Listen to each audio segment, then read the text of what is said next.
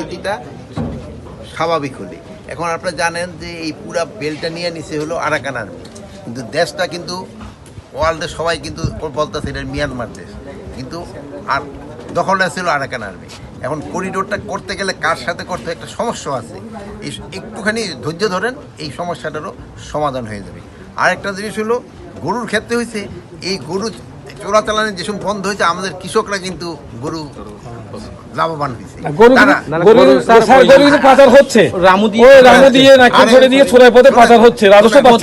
আমাকে কিন্তু চলে দিতেছে না, ওখান থেকে আসতেছে, এখন থেকে আমরা চাচ্ছি যে আমাদের কৃষকরা করুক, আমাদের কৃষকরা লাভবান হোক। কিন্তু চোরাইপথ বন্ধ হচ্ছে না, আস্তে আস্তে বন্ধ হবে। এই যে আস্তে আস্তে বন্ধ হওয়ার পর দেখছেন না, এখন কোরবানিতে কিন্তু আর ওই বাইরে ইন্ডিয়ান গরু দরকার হয় না, এখন কিন্তু আমাদের নিজেদের গরু দিয়ে চলে। মানে আমরা নিজেদের উপরে স্বাবলম্বী হইতে হবে। কিছু অনুরোধ করবো, এটা যদি আপনি তথ্য দেন, আমি আজকে এখন অ্যারেস্ট করবো। এটা হলো কি, এখন হলো কি, এটা আপনার কাছে আছে তথ্য, কাদের কাছে অস্ত্র আছে, এটা আপনাদের কাছে যদি তথ্য থাকে আপনারা সিক্রেটলি শুনেন, বিজেপির কাছে সিক্রেটলি দেন। এই জন্য আপনারা আপনাদের পুরস্কার দেব।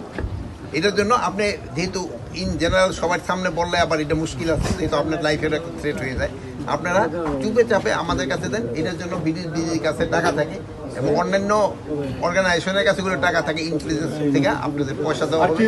আমার কথা শেষ, পয়সা দেওয়া হবে, আপনার কথা শেষ করে দিই, পয়সা দেওয়া হবে এবং আপনি এটা একটু আমাকে জানান, আপনার পুরস্কৃত করবেন ভালোভাবে। যে আপনাদের এই খবর দিতে পারবেন তাকে সবাই পুরস্কৃত করবেন। হাত উঠান, কে কে সংবাদ হাত উঠান আপনারা ধরা খেয়ে দেবেন। এটা বন্ধ রাখা হয়েছে যে, কিন্তু মাঝে মাঝে গোলাগুলি হয়, আপনারাই জানেন। গোলাগুলির আওয়াজ আপনারা পাইছেন, মাঝে মাঝে দুই একটা গোলা। আরে শেষ করতে দেন ভাই, এই গোলাগুলির আওয়াজ কিন্তু এখানে আসে এবং অনেক সময় আমাদের এখানে কিন্তু হাতিয়ার কি বলে গুলির আইসও কিন্তু আমাদের এখানে আহত হয়। এই জন্য আপাতত এটা বন্ধ রাখছে। পরিস্থিতিটা আরো একটু উন্নতি হলে, যেমন ধরেন এটা এখান থেকে তাদের সরাই দেওয়া হয়েছে এই জালিয়া দ্বীপের থেকে, অন্য এই এলাকায় হয়তো আর মাছ ধরার জন্য কোনো হয়তো সমস্যা হবে না। কিন্তু আরেকটা সমস্যা হলো যে আমাদের জেলে যারা আছে, এই জেলে ভাইদের আমি অনুরোধ করবো, আপনারা জিরো লাইন ক্রস করেন না। যে আপনারা এই জিরো লাইন ক্রস করে যে সময় পারে বেশি লোভ করতে দেয়া সবার জন্য আপনারা কিন্তু সমস্যা ক্রিয়েট করে ফেলেন। আপনারা বলবেন জেলে ভাইদের তোমরা আমাদের এলাকায় থাকো, কিন্তু এখানে ধরতে কোনো অসুবিধা নেই, কিন্তু যেহেতু তার যে সময় লাইন ক্রস করে ফেলে বেশি লোভে, সেই সময় কিন্তু সমস্যাটা সৃষ্টি হয়। ব্রেকফাস্ট, টিফিন কিংবা স্ন্যাক টাইমে মজাদার আয়োজন মানে অল টাইম ব্রেড। বাংলাদেশের দক্ষিণ পূর্বে মায়ানমারের পশ্চিমে বাংলাদেশের মায়ানমারের 271 কিলোমিটার স্থল জল সীমান্ত রয়েছে আমাদের সাথে। অতি প্রাচীনকাল থেকেই মায়ানমারের জাতিগত বিদ্বেষ বিদ্যমান ছিল, ফলে বিভিন্ন সময়ে মায়ানমার গৃহযুদ্ধ এবং দাঙ্গা হয়। আরাকান আর্মি সর্বশেষ গত 8ই ডিসেম্বর 2024 তারিখে মংডু টাউনশিপ দখল করার ফলে বাংলাদেশ মায়ানমারের মধ্যবর্তী 271 কিলোমিটার এলাকায় আরাকান আর্মি দখলে।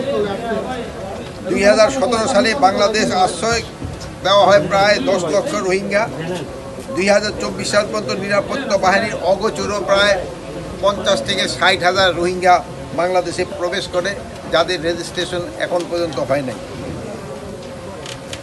প্রতিবেশী রাষ্ট্রের আভ্যন্তরীণ কোন্দলের ফলশ্রুতিতে বিভিন্ন সময়ে সীমান্ত দিয়ে অবৈধ অনুপ্রবেশকারী প্রতিনিয়তই আসার চেষ্টা করে। এছাড়া সীমান্ত উপরে প্রায়ই গোলাগুলির শব্দ শুনতে পাওয়া যায় এবং বিভিন্ন সময়ে ক্ষুদ্রাস্ত্র ও ভারী অস্ত্র ফায়ারের গোলা আমরা সীমান্ত এলাকায় পতিত হয়। আমাদের শেষে স্বার্থ রক্ষার্থে আমাদের স্বার্থ সংশ্লিষ্ট বিষয় নিয়ে আমরা প্রথম থেকেই মিয়ানমার সরকার এবং আরাকান আর্মির সাথে যোগাযোগ রক্ষা করে চলছি।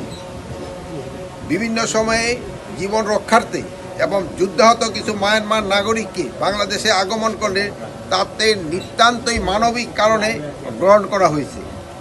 এছাড়া আরাকান আর্মির তীব্র আক্রমণে মায়ানমার জান্তা সরকারের বিভিন্ন নিরাপত্তা বাহিনীর প্রায় 876 জন সদস্য বিজিবির কাছে আত্মসমর্পণ করেছে। তাদের বিজিবি আটকরত হেফাজতে রেখে তাদের আবার ফেরত দেওয়া হয়েছে। বর্তমান পরিস্থিতিতে আলোকে দেশমাতৃকার সার্বভৌমত্ব রক্ষায়, সীমান্তবাসীর নিরাপত্তা নিশ্চিতকরণে বিজেপি এবং অন্যান্য বাহিনী সর্বোচ্চ পেশাদারিত্বের সাথে দায়িত্ব পালন করে চলছে।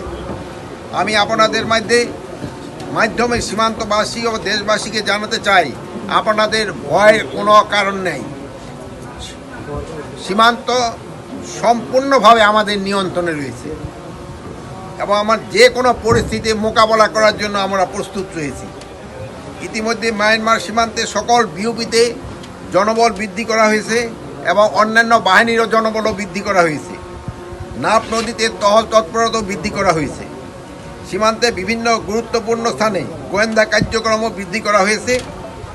বিজিবি রাত 24 ঘন্টা সার্বক্ষণিক টহল এবং কোস্টগার্ড, আনসার এবং অন্যান্যরা তারা পুলিশ তারাও কিন্তু সার্বক্ষণিক টহল জারি রাখছে।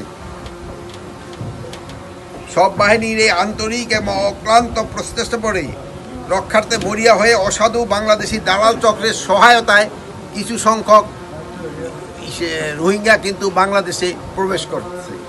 আপনারা এই দালাল চক্রকে যেইভাবে হোক আপনারা প্রতিহত করতে হবে এবং আপনারা এই ব্যাপারে আমাদের সাহায্য করবেন। আপনাদের সাহায্য ছাড়া এটা করা খুব ডিফিকাল্ট হয়ে যায়, যেহেতু আপনারা জানেন এরা কোন সময় কোন দিক দিয়ে আসে। আপনারা আরও অবগত আছেন যে অন্তর্বর্তীকালীন সরকারের প্রধান উপদেষ্টা গত জাতিসংঘের সাধারণ পরিষদ সম্মেলন এবং মিশরের রাজধানী কায়রোতেও 11তম D8 শীর্ষ সম্মেলনে যোগদান করে রোহিঙ্গাদের প্রত্যাবাসনের বিষয়ে বিশ্ব নেতৃবৃন্দের দৃষ্টি আকর্ষণ করেছে। পরিস্থিতি যাই হোক না কেন, এই অবৈধভাবে আর কোনো মিয়ানমার নাগরিককে বাংলাদেশে প্রবেশ করতে দেওয়া হবে না। সীমান্তের উদ্ভব যে কোনো পরিস্থিতি মোকাবেলার জন্য আমরা কিন্তু সব সময় প্রস্তুত আছি। আপনারা সবাই ভালো থাকেন, দোয়া করি। আল্লাহ হাফেজ। আমার একটা প্রশ্ন নেই, বলেন। সেটা হচ্ছে